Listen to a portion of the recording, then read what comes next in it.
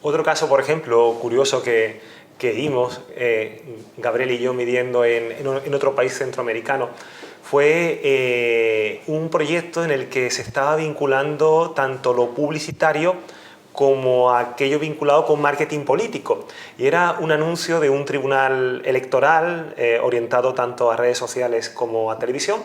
donde había una escena, había un conjunto de fotogramas que estaban vinculados con una imagen en la que salía una profesora escribiendo sobre una pizarra la palabra patria, y salía el nieto de la historia, salía como un alumno.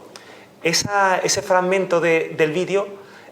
atrajo muchísimo a todos los usuarios, el impacto emocional fue bastante positivo, pero hubo una persona concretamente que sufrió una especie de crisis emocional en ese punto. El nivel de felicidad a través del reconocimiento de microexpresiones faciales bajó prácticamente a cero. Sin embargo, el de sorpresa, el de angustia, el de miedo, el de tristeza se disparó.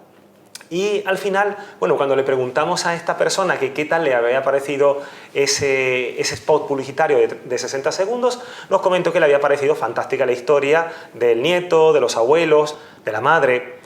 Y cuando nos dimos cuenta, esta persona era de origen venezolano. Había sufrido, sin saberlo ni siquiera, sin ser consciente o por lo menos sin expresarlo, había sufrido una crisis existencial durante esos segundos y no nos dejó huella. Es decir, en ese caso, y volvió a repetirse con otros compañeros de Venezuela, si hubiese ocurrido lo mismo en la encuesta, si hubiésemos basado eminentemente todo ese estudio de la eficiencia publicitaria, la hubiésemos basado en la encuesta, pues realmente estaríamos equivocados, porque ni ellos mismos eran conscientes de aquel recuerdo negativo que tenía justo esa escena. Y también es muy importante saber que, como comentaba Gabriel, si no podemos extrapolar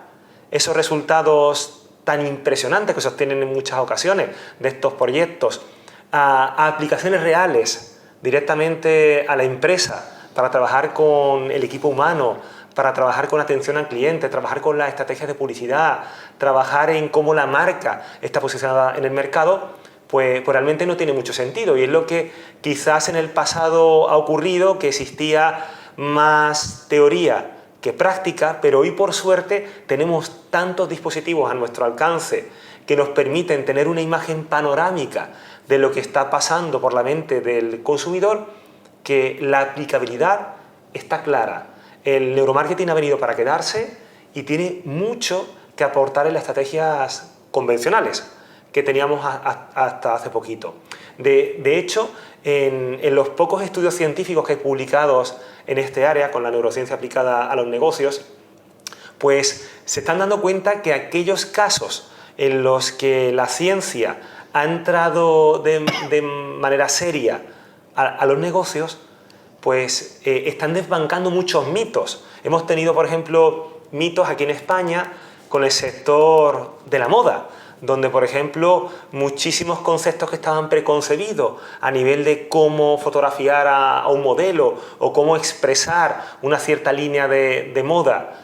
sobre los formatos publicitarios, pues han demostrado que no estaban tan acertados. Es decir, había muchos elementos equivocados que se iban tomando por tradición año tras año y que quizás un pequeño cambio en esas actitudes pues hubiesen llevado a muchas líneas de moda a hacer las cosas mucho mejor de lo que lo hacen.